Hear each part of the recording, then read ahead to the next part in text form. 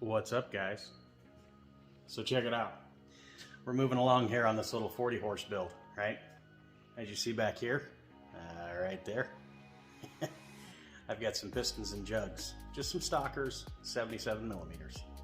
I was going to go over, there's 4 of them, of course, 4-cylinder, but we're going to go over just one of them because I'm not going to bore you with doing all 4. I'm going to talk a little bit today about the importance of ring gap, as well as how to set the ring gap, how you do the math to get to the equation that you need for the ring gap, little things like that, nothing crazy, right? And then I'm gonna kind of walk you through, not really a how to do, but maybe a little how to do on how to set it all up and get it ready, and how to orientate the pistons so that we can slide these bad boys on the short block here and move along on our V-dub build.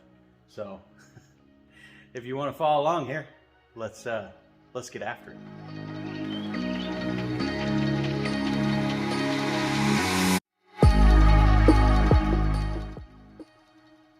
Okay, you guys,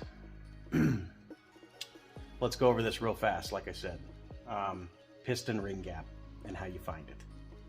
So there's a mathematical equation, okay, and this equation is pretty simple. If you follow it, you know, by nature, it's pretty simple. So what you want to do is you have a measurement, and you do is you take this little guy here, right? As you see, this is my inside bore diameter, which is the cylinder diameter.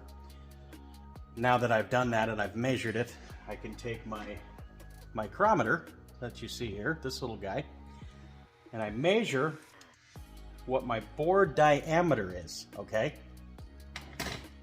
Now you take that, which in our case is 3.030, that's our bore diameter, okay?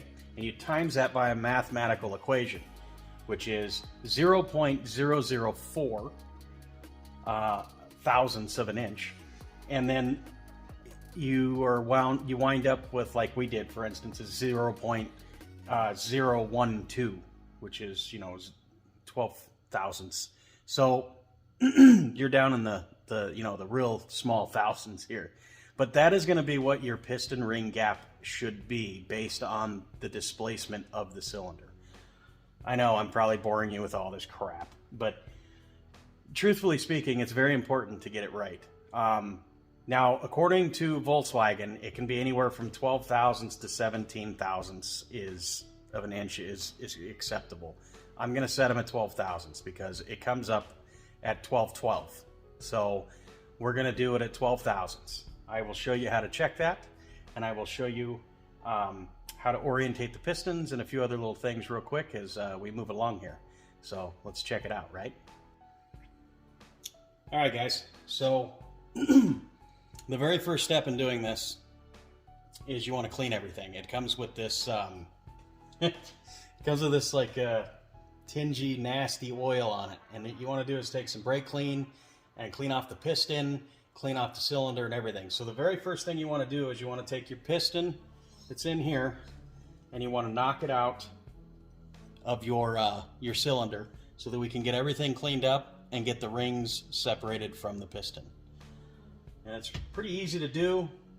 What I normally do is I just go like this, and I cut my hand down here. I take my nifty little hammer. This is a snap-on, but they make all different kinds. And you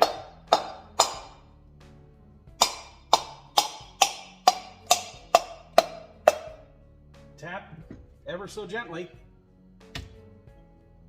to get your piston out of the cylinder. Now what we're going to do, I'm going to do it off camera of course, but I'm going to get everything cleaned up, and I'm going to start moving along here and show you how to check this out, right? Okay, now that I got everything cleaned up, as you see, it's nice and shiny and clean. You get these piston rings right here, right? And we need to get these piston rings off. And the easiest, safest way I find to do this is I have a tool. This is a piston ring removing or installation tool. You don't have to have this. You can do it with your fingers, but I like to do it this way.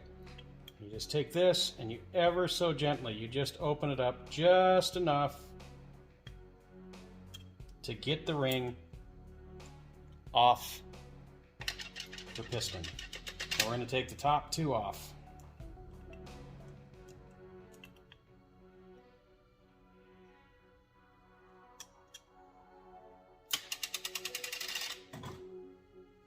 Okay, these ones are marked pretty good. Let's see.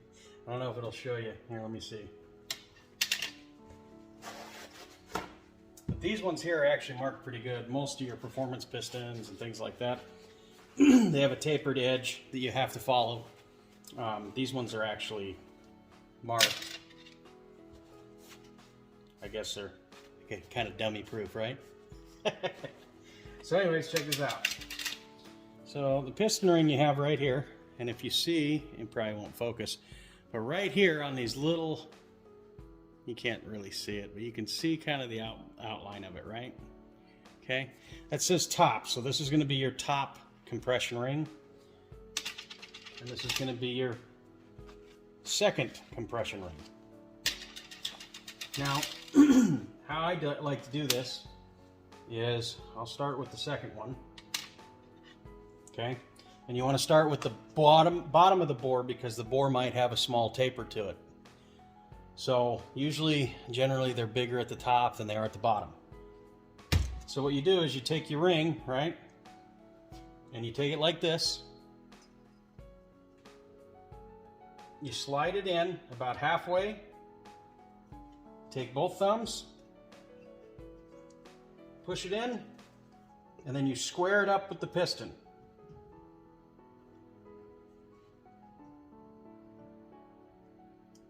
About like so. As you see, the piston ring is now inside there. So, and then you take your feeler gauge, right? You want to make sure, now remember our target goal is 12 thousandths. And what you want to find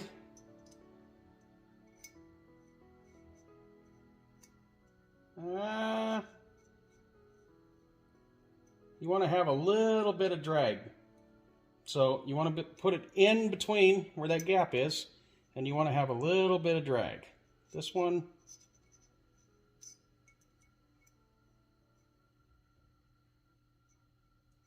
yeah, it feels okay. Not too shabby. It might even be 13 thousandths. Let's check. Let's see if it's 13 thousandths. Like I said, my OCD kicks in and I just gotta know, right?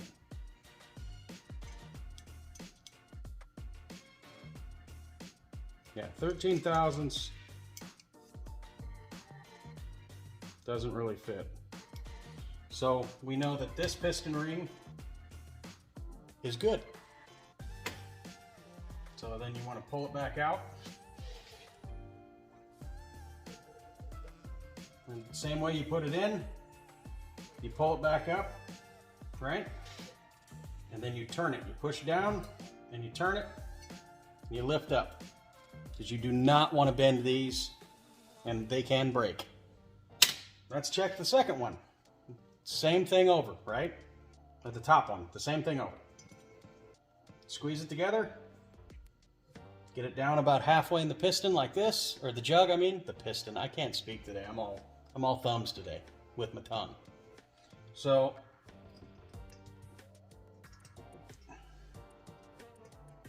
gonna get her started. Gonna take the piston.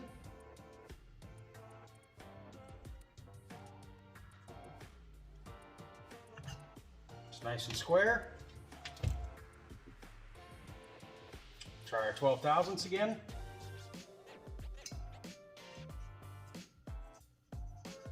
That's a little big on this one. This one is about a 13. Still within spec. Can't add more to it. You can only take away. And just, since I don't have to do these, I'll show you. I have a grinder. And what you do with this is you take it and you press the ring in together like this, right? Do you see? And then you spin this, and this will ever so slightly take a tiny bit of material off of here, okay? And then you take a file and you clean up all the edges of the piston ring so you don't have anything snagging or catching. And that is how you gap your rings. I know it's kind of a quickie. I didn't figure I was going to do a complete step-by-step with you guys. A lot of people get they get a little bored with that.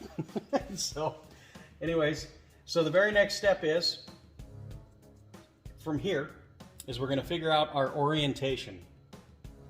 As you see, the piston, let's see, focus, right there. Can you see it, the little arrow? Okay, now, these pistons, not all engines are the same, but majority of them are, you know, you have to put them a certain way.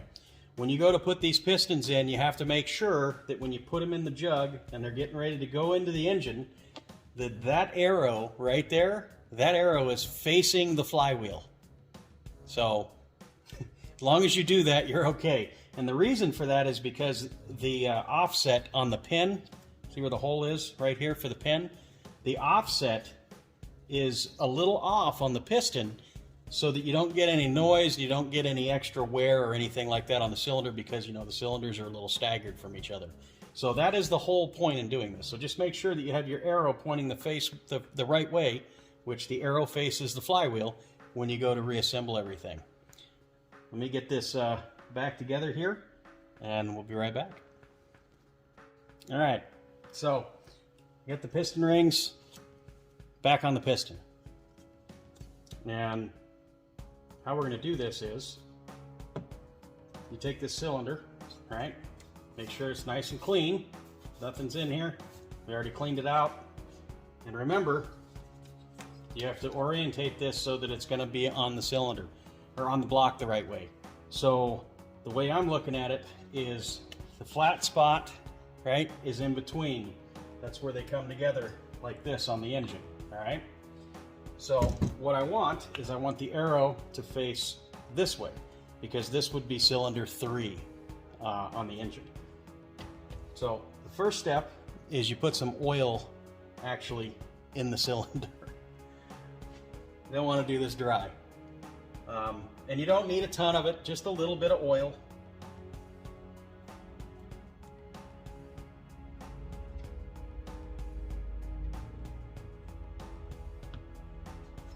And rub it all around in here.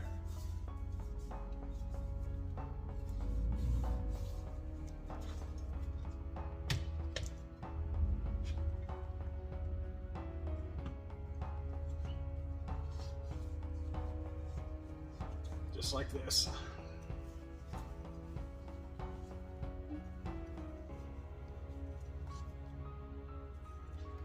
All right.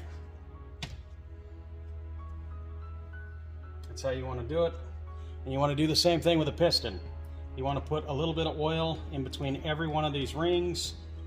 You know, wipe the piston down with some oil, and then we will orientate the rings, because the piston rings have to go in a certain way. You just take this little guy here. All this is some 30 weight oil that I had laying around. That's all you need. You don't need anything special.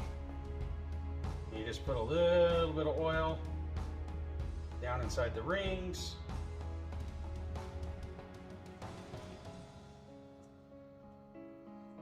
You know, there's some guys that say that if you put too much oil around where the rings are, and I just spin them just to get them.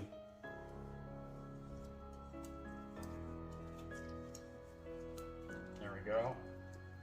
Make sure everything is lubed up really well.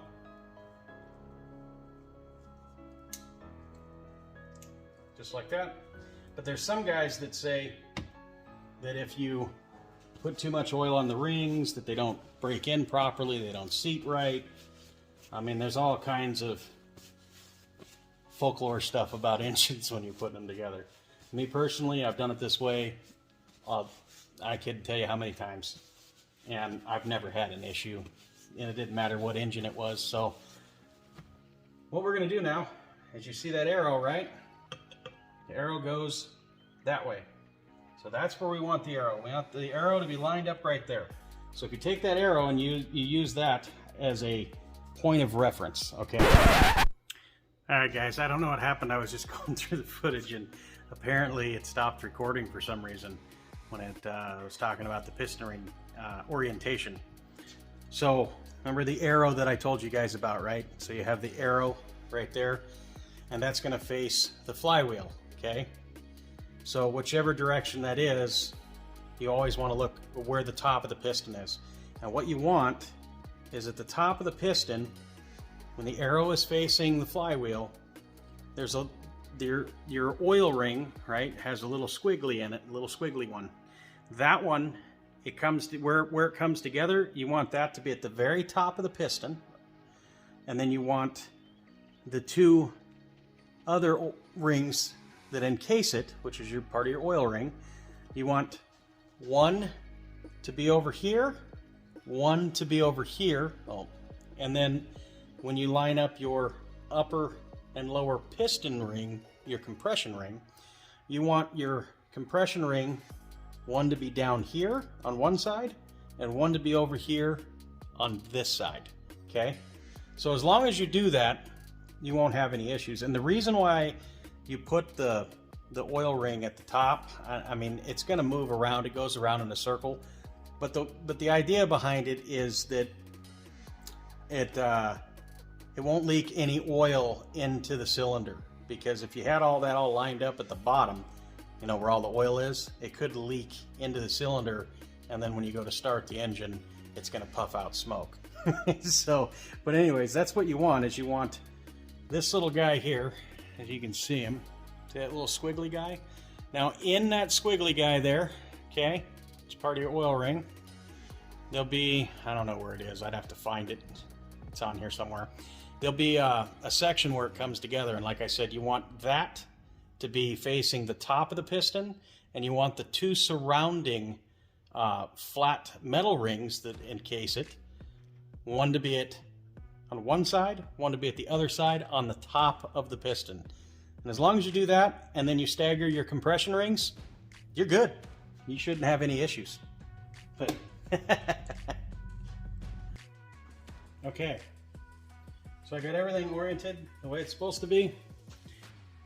I like these piston ring kind of compressors. It's not, I mean, it's not a necessary, you don't have to have this, but I like the, you know, the plier style. I hate that one that you wind up, and that thing usually like cuts you, just cuts you to the bone. They're terrible. So all you want to do with this basically is you want to tighten it all up, right? So you take your piston. Now everything is lined up and everything's ready to go in. And you take your pliers, which we got right here.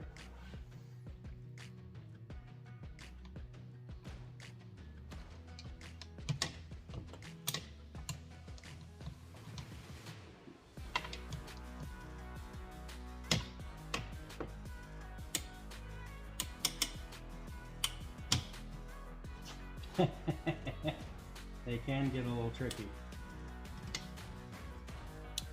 Alright guys, so got my pliers, got my arrow right here. Remember, arrow goes to flywheel.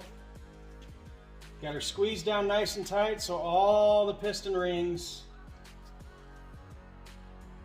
are down in there nice and tight. Slide your piston in ever so gently. Line up the arrow so that it's facing the right direction. And send her home, guys.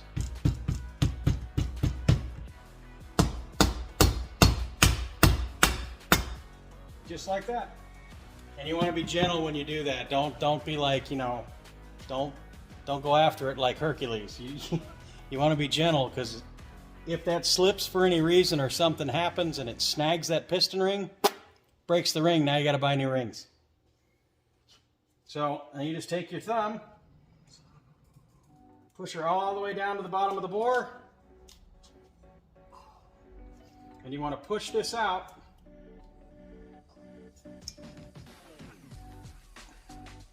Boy, these are little cylinders. About like that, okay? So as you see how I don't know if you can see. See how it's just barely above the bottom of the cylinder, right? That's what you want, so that when you go over there and you set it on the block, you can get your pin started. Now, what I normally like to do with VW motors is I like to take one of the clips. It's a C-clip that you get with the new one, and I put one in one side. That way, when I go to push the pin in, it stops, and then I can put the other clip in on the other side. Now, I'll show you in a second. Okay, so in the package, you get new C-clips, and this is what holds in your wrist pin. And if you look, one side's rounded. It's got like a, and you probably can't pick it up, but you can see ever so gently here. Focus. See how that's rounded? And you see how that's flat. You want to put the flat side towards the wrist pin. All you do is you take your little C-clip pliers here, and hopefully this doesn't spring out.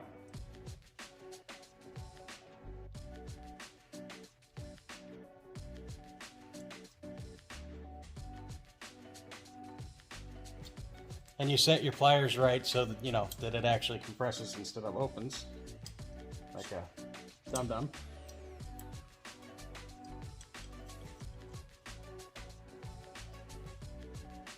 There you go. You put it in there like that, and it holds everything.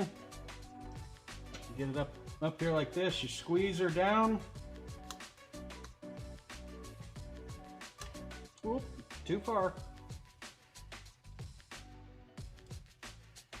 And you set one in place, and you want to make sure that it's in place. You want to go around and take a look at it, make sure it's good, because if one of these buggers comes apart, well, you're you're driving. It's going to be a bad day. So I like to go in here with a flashlight and just look and double check, you know. There's nothing wrong with taking extra measures when you're putting together an engine. And as you see, I don't know if you can see in there or not. Can't really get a good look at it, but as you see how it sits in there? Okay?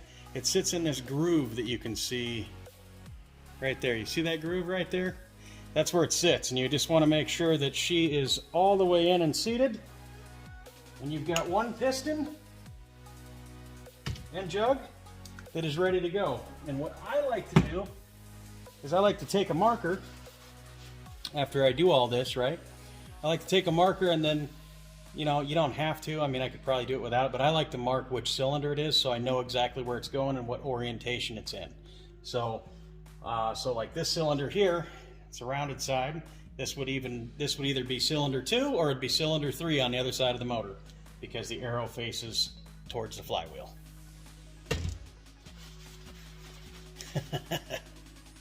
So with all that being said, like I said, I wanted to go over it briefly.